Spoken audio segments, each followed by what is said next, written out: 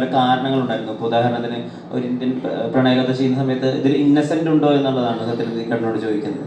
അതുപോലെ ലാലേട്ടൻ്റെ കൂടെയുള്ള സിനിമകൾ ചെയ്യുമ്പോൾ അദ്ദേഹത്തിനോടൊപ്പം ചെയ്യാം, അല്ലെങ്കിൽ ജോഷി സാറിന്റെ ഡയറക്ഷനിൽ അഭിനയിക്കാം. ലെവൽ ക്രോസിന്റെ ഏറ്റവും വലിയ അങ്ങനത്തെ ഒരു കഥയല്ലാതെ ഇഷ്ടപ്പെടുത്തിയത് എന്താണ്? സത്യേട്ടനോട് ഞാൻ ഒരു ഇന്ത്യൻ പ്രണയകഥയിൽ ഇന്നസെന്റ് ഉണ്ടോ എന്ന് ചോദിക്കാൻ കാരണം എന്നാലേ ഞാൻ സിനിമ ചെയ്യുള്ളൂ എന്നുള്ളതല്ല. ഞാൻ ഇന്നസെന്റ് ഭയങ്കര വലിയ ഫാനാണ്. പിന്നെ സത്യേട്ട ഫിലിമിലുള്ള ഒരു കോമൺ ഫാക്ടർ ആണല്ലോ, അപ്പം ആ ഒരു എക്സൈറ്റ്മെന്റിലാണ്.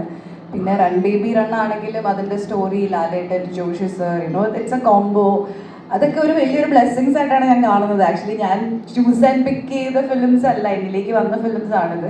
അതുപോലെ തന്നെ ഈ പ്രോജക്റ്റ് വന്നപ്പോഴും ഞാൻ പറഞ്ഞല്ലോ, ജിത്തു സാർ വിളിക്കുന്നു എന്നെ. പിന്നെ ഞാൻ സ്റ്റോറി കേട്ടു.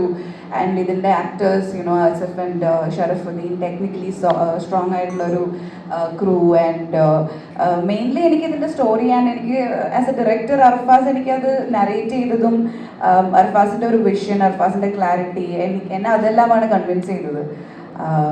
So overall it was a good project to be a part of എന്ന് തോന്നി. എനിക്കൊരു നല്ലൊരു ഇൻറ്റ്യൂഷൻ ഉണ്ടായിരുന്നു, ഒരു കൺവിക്ഷൻ ഉണ്ടായിരുന്നു ഇത് എന്തായാലും വർക്ക്ഔട്ട് ആവും. ബിക്കോസ് എല്ലാ ഡിപ്പാർട്ട്മെന്റ്സിലും ഇത് അത്രയും തന്നെ ഈ പടം അർഫാസ് എങ്ങനെയാണോ കാണുന്നത് അതേ വിഷൻ തന്നെയുള്ള ആക്ടേഴ്സും ടെക്നീഷ്യൻസും തന്നെയാണ് ഇതിൻ്റെ കൂടെ ഉള്ളത്. സോ അത് നന്നായിട്ട് വരും എന്നുള്ളൊരു കോൺഫിഡൻസ് ഉണ്ടായിരുന്നു. സോ